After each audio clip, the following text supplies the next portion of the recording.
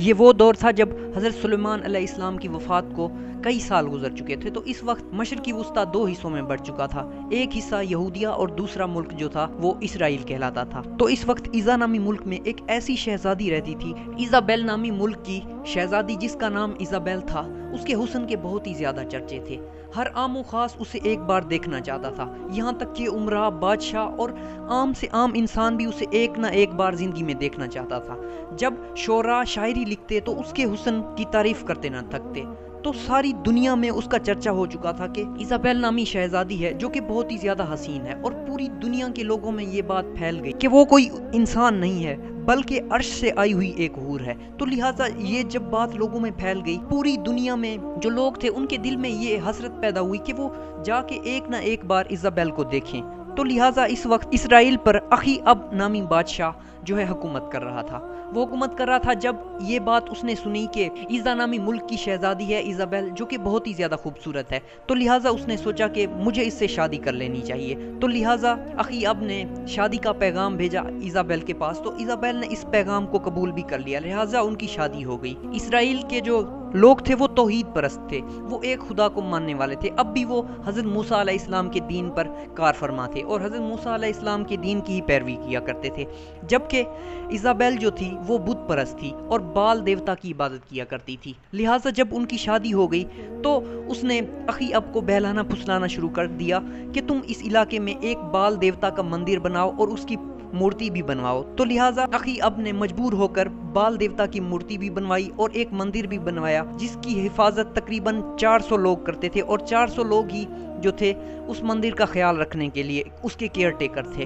اب باقاعدہ طور پر اسرائیل میں بھی اس بال دیوتا کی پوجا ہونے لگی اور وہاں بہت ہی زیادہ میلے لگنے لگے، وہاں لوگ اکٹھے ہو جاتے اور بال دیوتا کی پوجا کرتے اور وہاں منتیں چڑھایا کرتے۔ تو اس وقت بھی کچھ لوگ ایسے تھے جو حضرت موسیٰ علیہ السلام کے دین پر کار فرما تھے اور توحید پرست تھے، تو انہوں نے انہیں بہت روکا لیکن وہ نہ رکے۔ حضرت الیاس علیہ السلام کو اللہ تعالیٰ نے بنی اسرائیل میں محبوس کیا۔ حضرت الیاس علیہ السلام نے بہت ہی سمجھایا لوگوں کو آ کے کہ تم بت پرستی چھوڑ دو، اس بت کی عبادت نہ کرو، تو لہٰذا وہ کہاں باز آنے والے تھے، وہ اس سے باز نہ آئے۔ تو اس وقت حضرت الیاس علیہ السلام چلے گئے، وہاں سے چلے گئے اور دور ہی جا کے ایک غار میں جا کے رہنے لگ گئے۔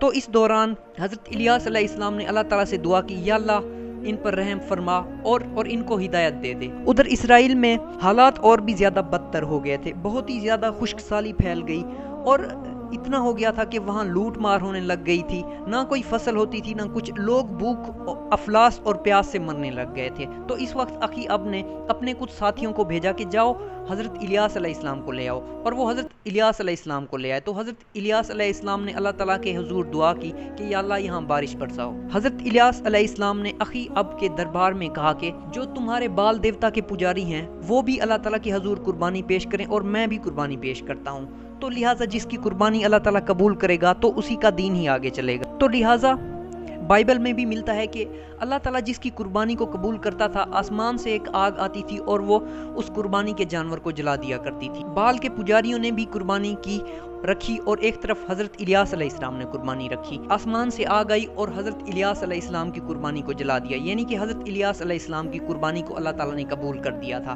اب اخی اب نے دیکھا کہ واقعی حضرت الیاس علیہ السلام جو ہیں اللہ تعالیٰ کے سچے پیغمبر ہیں، تو اخی اب نے ان کی بات مانتے ہوئے بال دیوتا کے پجاریوں کو قتل کر دیا گیا۔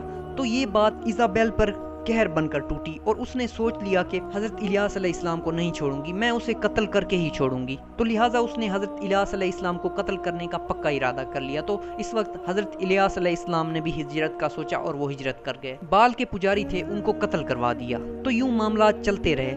اس کے بعد ایزابیل نے مکمل طور پر کہا کہ پھر سے یہ مندر کھول دیا جائے، تو لہٰذا لوگ پھر سے بت پرستی میں مبتلا ہو گئے اور بت کی عبادت کرنے لگے، بال دیوتا کی عبادت اب پھر سے عروج پر تھی۔